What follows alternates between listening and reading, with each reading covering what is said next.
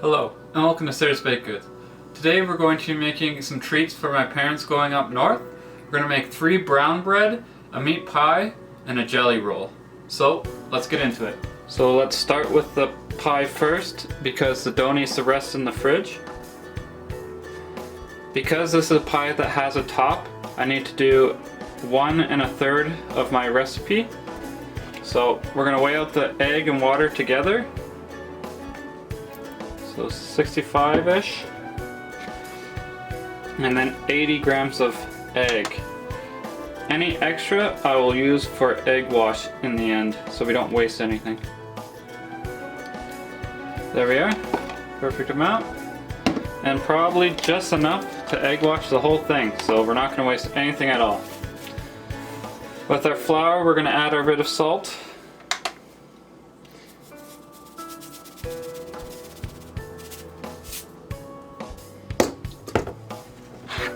Then we're going to do rubbing in method.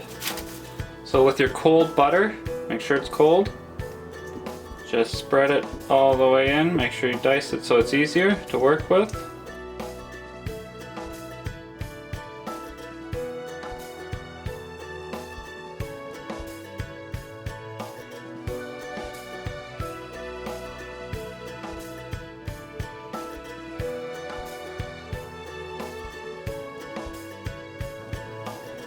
Now we're going to add our water and egg just to form a dough.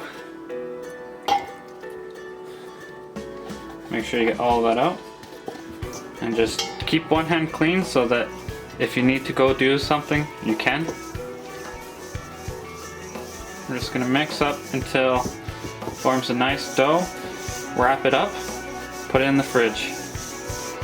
After we're done this dough, we're going to start on our bread so it can get proofing. Once that bread's starting to proof, we'll cook our meat and vegetables. Once that's all done, we can roll out our dough, put the meat pie in. Once the meat pie is out of the oven, our dough for our bread should have proofed twice. Once to double in size and then a second time in our pans ready to go. So when that pie comes out, we'll turn the oven up and put our bread in. The jelly roll takes more attentiveness, where I need to be paying attention to every step far more than with the meat pie and the bread. Like, I can go away from the meat and I know it's not going to burn in 2 seconds. Where with the jelly roll, if I am a few seconds off here, a few seconds off there, depending on the step, I could mess up the whole thing. So I'm going to make sure that I have everything else done before I start that. Try not to press too hard with this. We don't want to incorporate the butter in too much, just until everything sticks. If you're worried that you overworked it, a way to semi-fix it is when you let it rest in the fridge, do it twice. So after you roll it out and put it into your pan, put that in the fridge, covered obviously, and that will let the dough rest again, which will give you a similar effect as if you didn't work it too much. You can't fully fix that, but when you fully roll it out for that second time, when you have a normal dough, you just worked the gluten, and the gluten's tough still, and then you put it in the oven.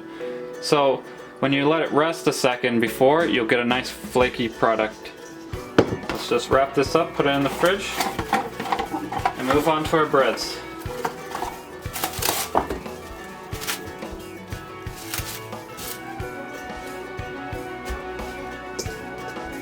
Remember, form this into a disc. Actually, before we do that, you need about 1/4 of this for the top. So about this much. So, when you wrap this, you're going to wrap it in a special way.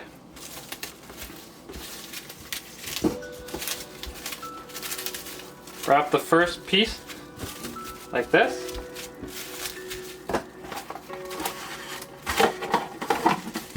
Go.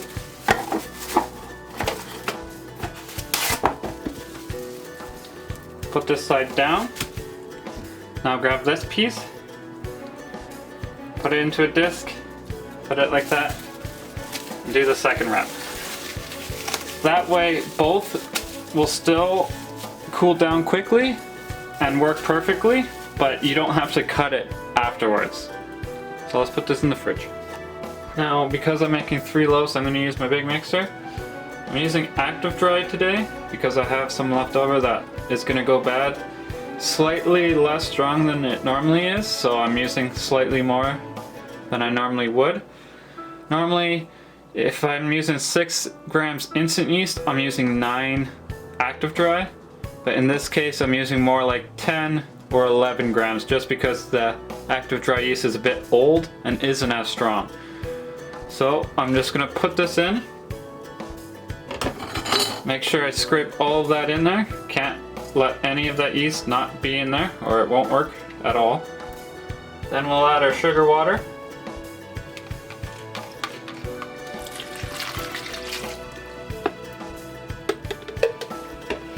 We're gonna let this go on the machine till it starts to form our dough. Then we'll add our salt water and our butter. Let's put this on 1 to make sure it doesn't just spray everywhere. This will slowly form a dough, and as it goes, I'm gonna add everything else in. Make sure you mix up your salt so that all of it gets in there. Now that it's semi-mixed, this is very dangerous, so I'm gonna make sure I turn it off first. And go quick, just in case any salt is on the bottom. With the butter, I'm gonna throw in as I go because I can stay back right here rather than pouring something real close. It's still dangerous, so I wouldn't let my staff do it, but I'm okay with the risk. So I know that I'm not going to hurt myself.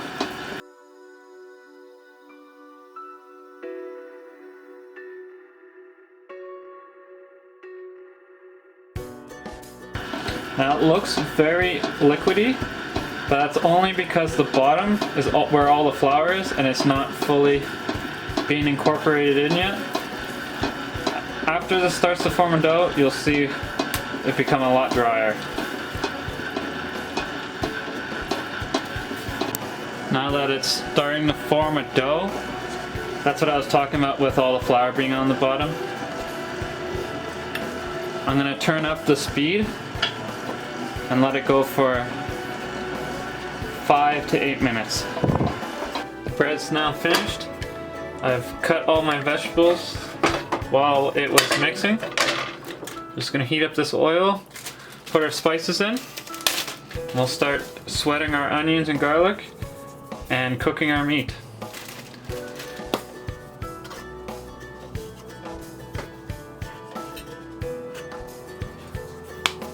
Once this has roasted for a bit, we'll add in our onions and garlic. Spices are nicely roasted. Add our garlic and onions. We're just making 1 meat pie, so it's not going to be a whole lot. And remember, just like I was saying earlier about during the maple syrup order, if you're doing multiple pies, you might have to reduce the liquid because the same amount of liquid will boil off to cook the same amount of vegetables. So you might need 250 for 1 pie, 450 for 2 pies, 400 for 3 pies, or not 400, sorry, 600 for 3 pies. It all depends on how much you're doing. However, if you want to just keep following the recipe and just tripling it, quadrupling it, just remember that you need to take that liquid off in the end. I'm gonna heat up our other pan for our meat and get that started as well. Now to cook our meat and vegetables, we're just gonna be a bit longer sweating our onions and garlic. Make sure with the meat you flatten it out like a pancake so you can get maximum browning. Then flip it so that you can get as much brown flavor that you can. If you just get it gray, it's going to be flavorless and you might as well just make a vegetable pie.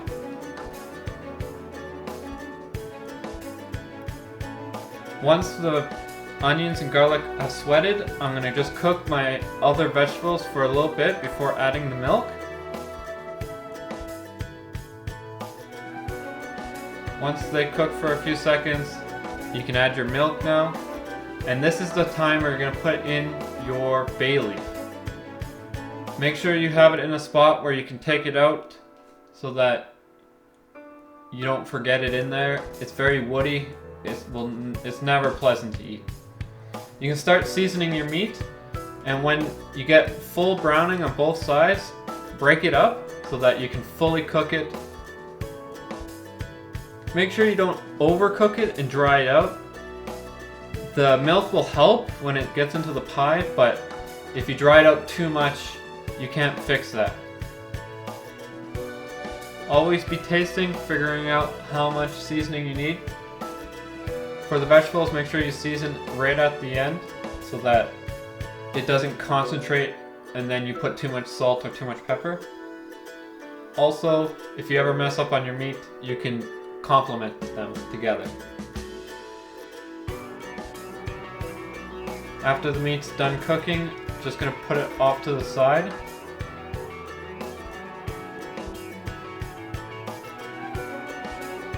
Let it cool down. I'll put it in a pot, or not a pot, a bowl that I'll put everything in at the end. But I'm gonna just let it cool down in the pan first. We're gonna start seasoning our vegetables and get that good to go until we take it off. The meat is done cooking. The meat was slightly too salty. I've slightly put too much salt in the meat, so instead of panicking and trying to figure what you can do, the simple solution is just put less salt into your vegetable mixture because they're gonna end up together. That way, when you put them together, they equalize themselves. We're gonna start rolling out while the meat cools.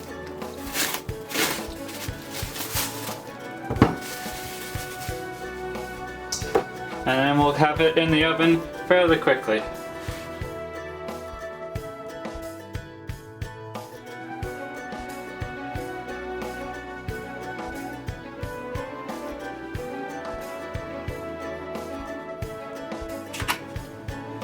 This should fit. Just because my vegetables aren't fully cool, like my vegetable and meat mixture isn't fully cooled, I'm going to put this dough back into the fridge, let it rest for a second. Then we'll put the pie in right away. Sometimes with such a light tin, it's hard to get it centered because the pie tin wants to move. But if you just go slow, be careful, everything will be fine. Snip around.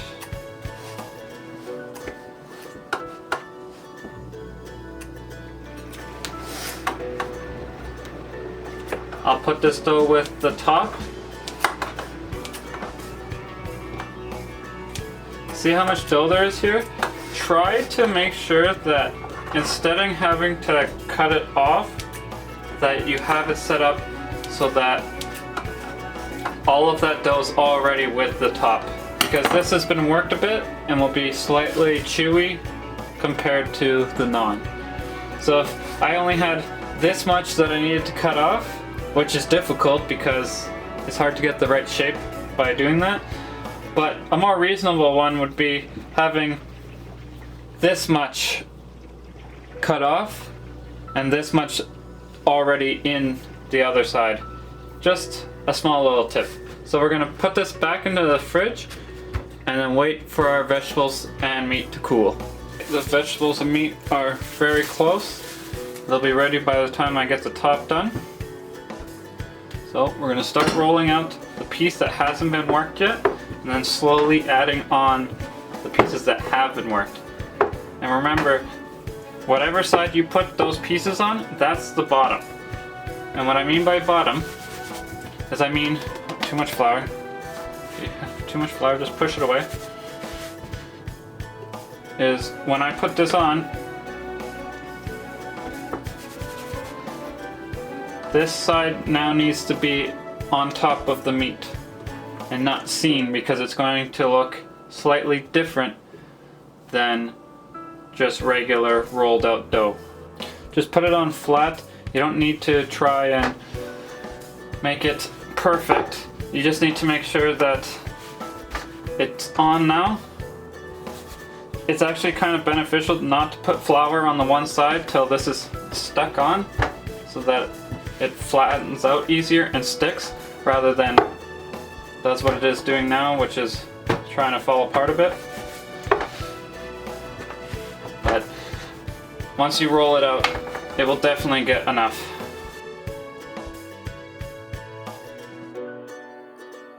Now we're ready. So this was where all that extra random pieces were, so we're gonna make that the bottom. Cover it. We're gonna cut along the line, crimp, egg wash, put it in the oven.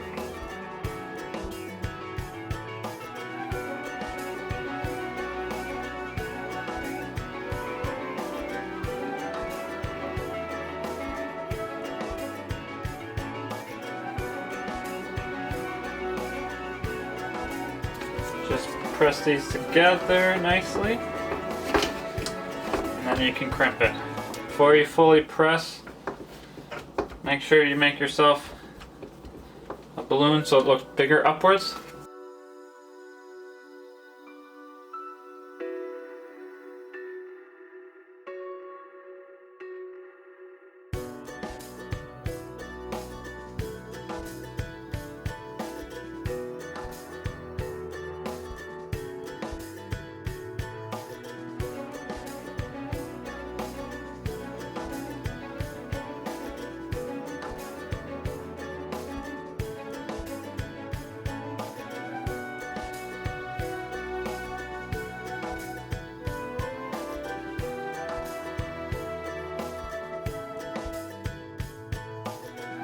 Now make your star in the middle.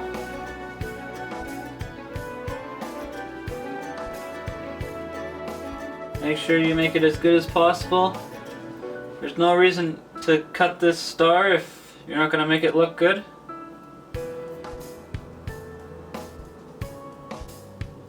There we are. And with that tiny bit of egg that we had extra, we're just going to egg wash very lightly. Put it in the oven.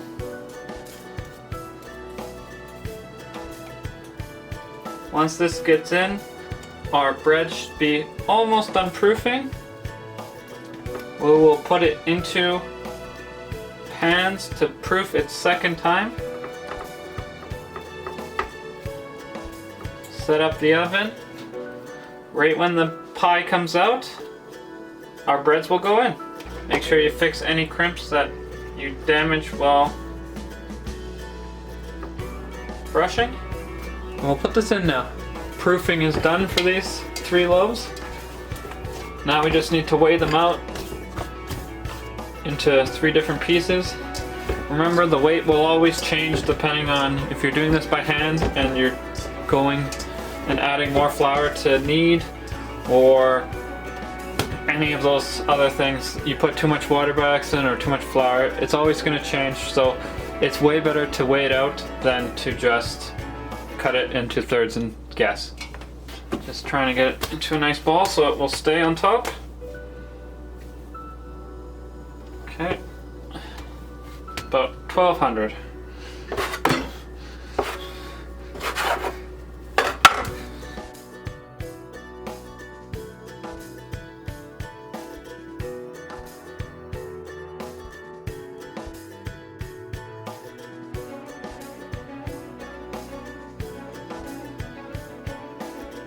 There we are. Now we just get these into shape, put them into our pans, let them proof for 45 minutes. I use fairly, it's probably colder water than normal, so 45-50 minutes, we'll see. I added some oil to the pans to make sure that it comes out nicely when it's done baking. Set this off to the side. At the very end, remember to push it down so that it's flat. That way when it proofs up, it's as even as possible throughout the whole thing.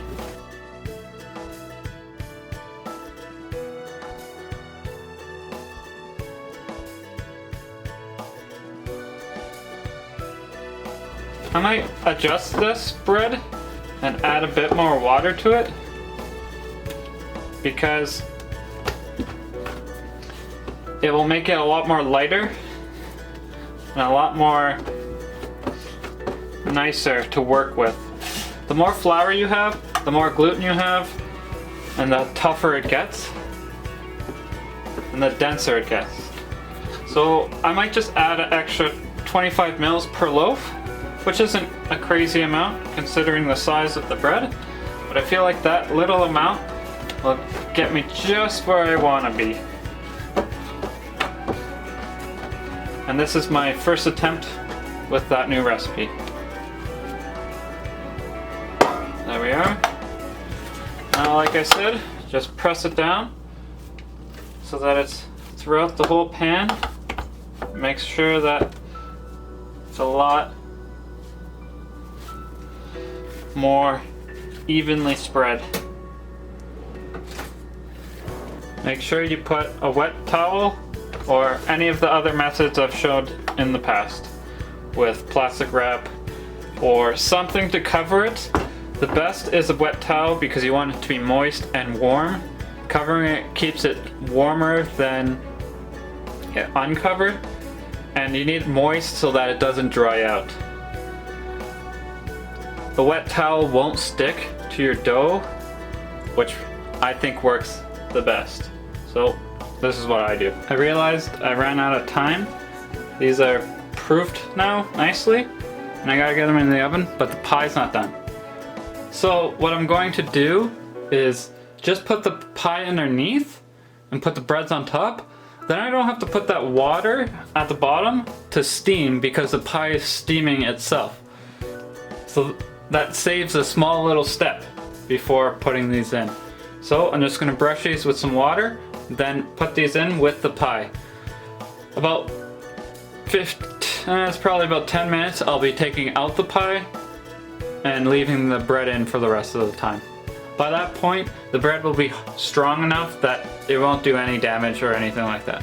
We had a bit of issues with our bread.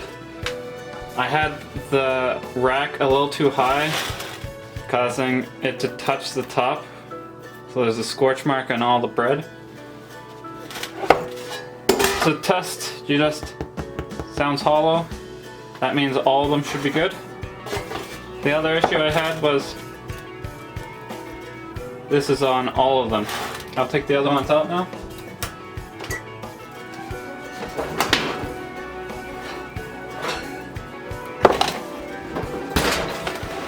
You can see that there's scorch marks on all of them. And then this flat ribbed side, which is due to when I formed it into a dough, there's probably not enough gluten worked, or when I formed it into a dough, it wasn't fully formed properly. What I mean by that is the gluten wasn't surrounding the whole thing. It was just on partial, like this much of it. And then the part that had the weak gluten started to crack immediately, pushing all the strong gluten this way and all the insides out this way. I'll have to make sure to play with that next time and make sure that I don't mess up. The pie over here looks pretty good.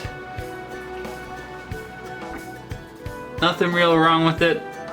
The crimp kind of disappeared because there's a lot of dough on the edge. So maybe make it thinner dough or cut more off so that the crimp shows more and isn't just a giant chunk. Other than that, these look good. We're gonna start working on our cake. Onto the cake. The first step is to add your sugar and eggs together. Give it a nice little mix. You want to use warm eggs. Warm eggs foam up better than cold eggs. You want it to be nice and stiff, but not too stiff. After that, we'll add in flour and butter, then throw it in the oven. The other thing we add in is our bit of vanilla. Good, nothing. So mix that up nicely. Put this on the machine. And we want this whipping at medium-ish speed. We're gonna go at about this speed.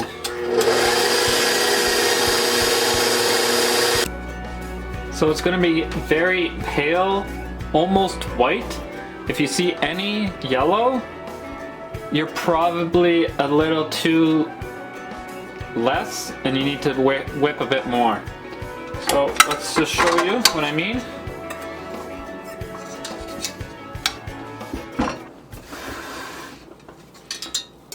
When you pick this up, you make an 8 and it doesn't disappear very quickly, it stays in there. Now be very careful at this point because you just whipped all that eggs in. The only thing keeping them there is being very still. Don't just start banging or you'll lose all your hard work. Now we add in our flour, a third at a time. Spread it across the top so it doesn't just sink an area. And we're going to fold it in. Just fold it like so. This way it mixes it in while damaging it as little as possible. When you get a third done, add the next third. Do the flour first and make sure that you get all the flour mixed in properly.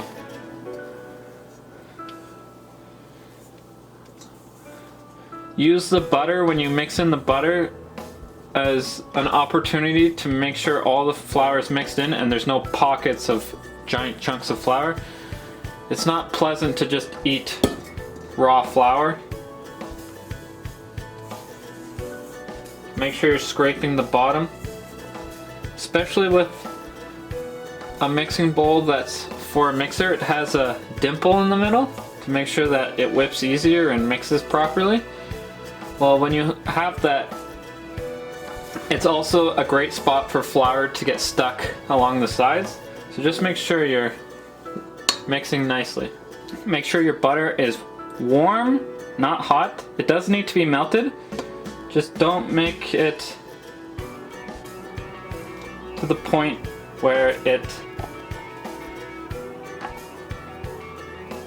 is too hard or it won't mix in nicely. If it's too hot, it will melt your bubbles and cause big problems. So I'm just going a bit further to make sure there's all these little chunks. I'm finding pockets of flour. Just remember that the more you mix it, the smaller your cake will be, and that should be good.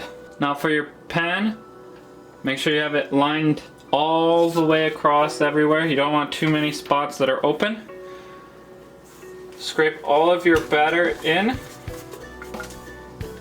and then spread it out nicely. You want this to be thin. You don't want this to be a giant thick batter or your jelly roll will be ginormous. So I know it will look like you don't have enough or it's going to be wrong.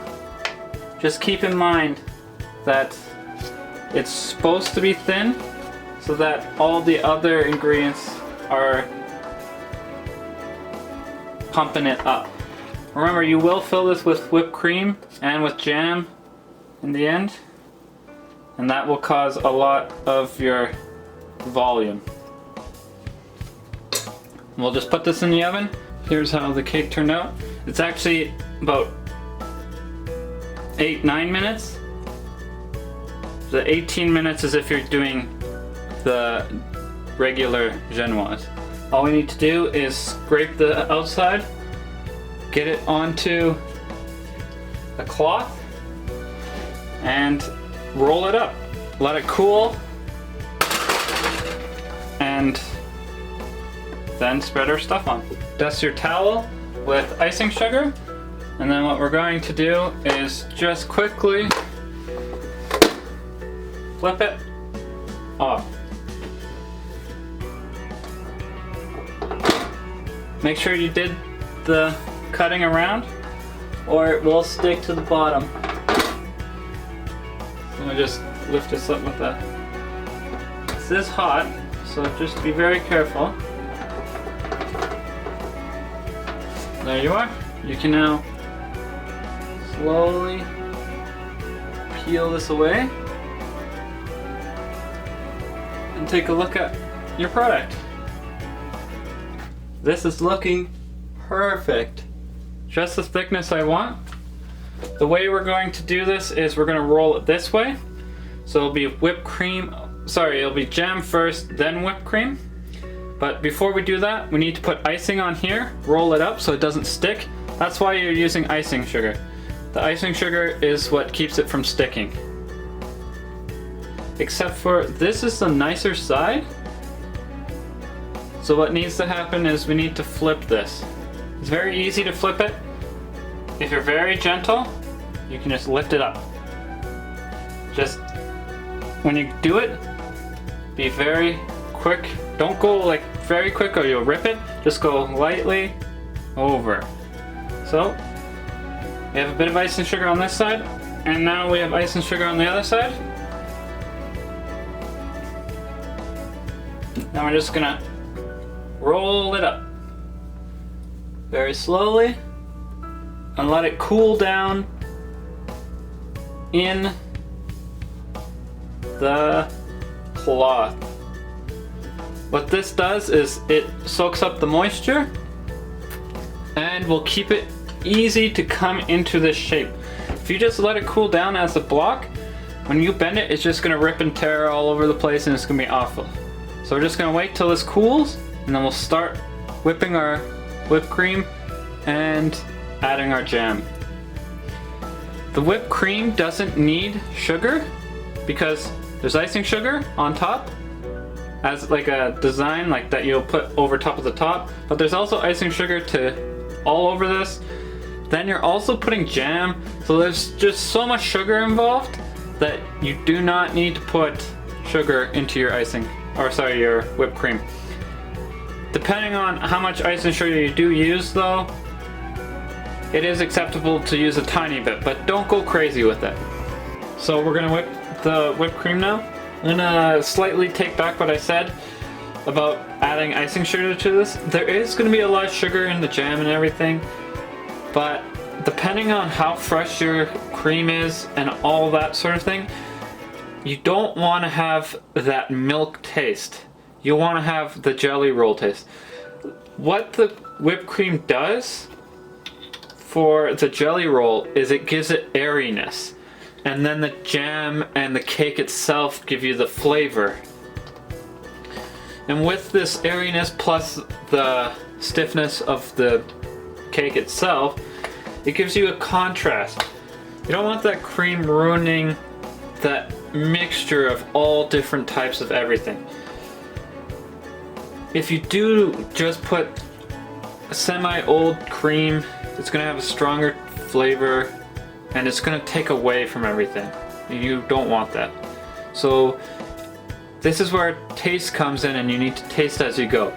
If I taste this and I go, this is perfect, I don't need to add any sugar, don't add sugar. If you taste it and go, maybe needs a little bit, add a little bit, and so on. But enough talk, let's get started.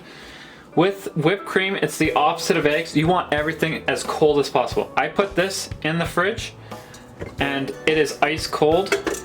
What this does is it allows you to whip slowly and as much air as possible.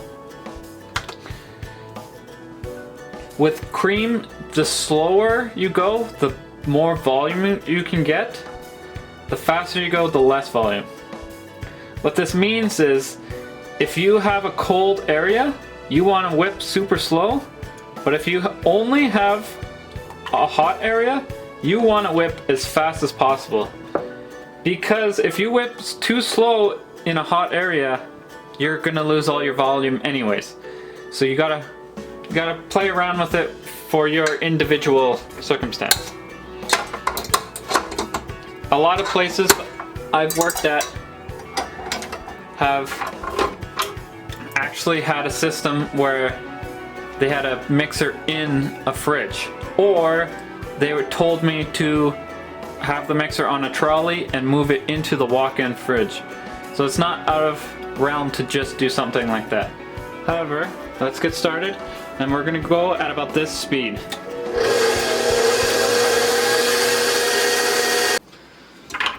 This is the stage where you want to add in your icing sugar if you're going to add in, right at soft peaks.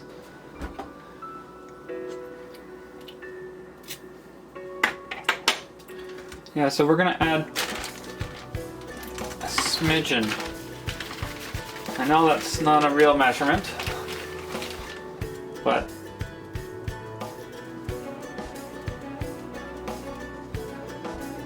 just a smidgen. And then we're gonna taste test again and see how it turns out. Once you get the taste that you're comfortable with, just get it going till it's hard, not hard peaks, but just before that. So medium to hard peaks. And finally, the assembly stage. So we're just gonna roll this back out. This way it's already started on the roll. First we add in our jam. Now this is a 250 ml jar. It's about 275 grams of jam of your choice. I'm using strawberry. You want to mix it up a bit so that it spreads easier. And then you just plop it down. I only put it in this bowl because I was weighing it out, so I would make sure I knew for future reference when I have a giant tub of jam, I don't just go, ooh, how do I measure out the correct amount?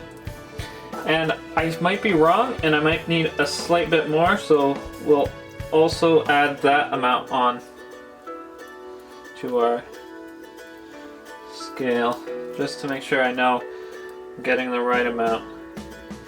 Now you don't want to put crazy amount of jam everywhere anyways, so this probably will be enough, because you don't want to have a giant layer, but we will see. This is not a recipe that I have fully finished yet.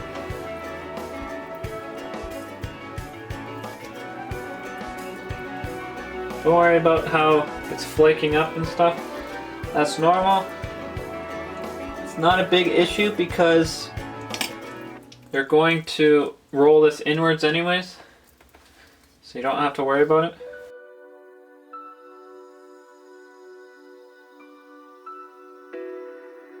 Next, whipped cream. Just gonna get a clean one. And that's what you're looking for, where it's nice and stiff. You're gonna want to put this in the fridge as soon as you're done, because the longer this sits out, the faster the whipped cream is going to dissolve into cream.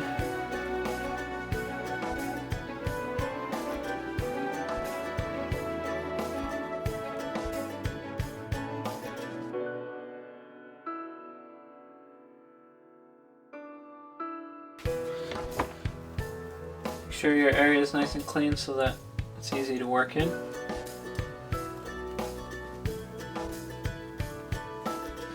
I'm just going to drag this bit this way so that it's not off the edge, and I can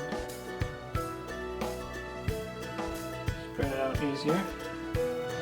You will be like cutting off the end pieces just slightly to get a nice even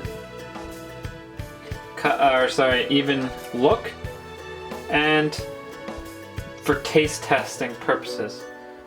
These are one of the good items, just like the lemon squares where you can taste a tiny bit of it, so you know what it's going to taste like for the customer, and you can make the judgment call to serve or not to serve. And sometimes it sucks when you have to make that call in the direction of not serve, but your customer will enjoy your product far more knowing that you say no on a product here and there. And the thing is, if this jelly roll is a disaster, the next one probably won't be. So don't be hung up if one is bad and you are worried that it's going to be an issue in the long term. This is very crucial. You gotta go very slow. Don't push everything out. You gotta go very slow and curling up.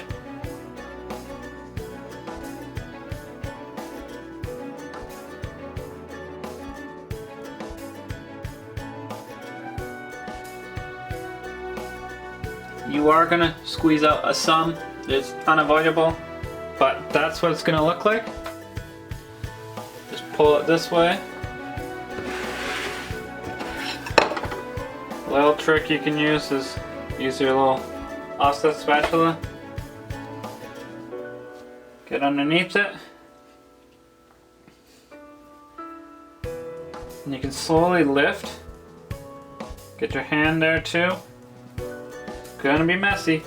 Next time I'm going to leave about 2 inches of space of nothing. So as I squeeze out, all it will be there will be any excess whipped cream that squeezes out, which will stick it to the cake.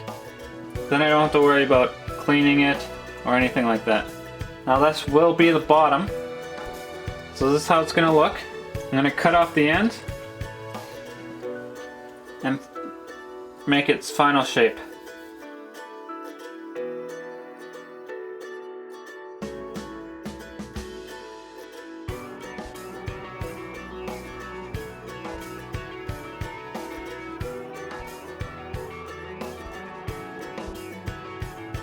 Here's your test bits. That was a good amount of sugar in the cream. It's not too much, so it's not overpowering. And it's a nice balanced jelly roll. One more treat. Now the last thing we need to do is finish with icing sugar.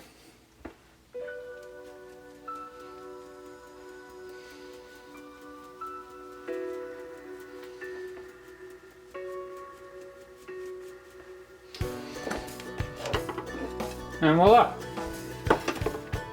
Now, obviously, if I cut this with a bread knife, this end piece would look nicer. But for the purposes of showing you how to make it, everything went well. And it looks really good. Here's how the day turned out. Jelly roll looking good. Meat pie looking good. Bit of problems with the bread. I'll be fixing that in the future. And again with the jelly roll, I'm going to be leaving about 2 inches at the very end, so whenever I roll it, I don't squeeze a bunch of cream out and I don't have a big mess at the end. If you've liked this video, please like and subscribe. You can follow me on Facebook, Twitter, or Instagram. I even have my own website.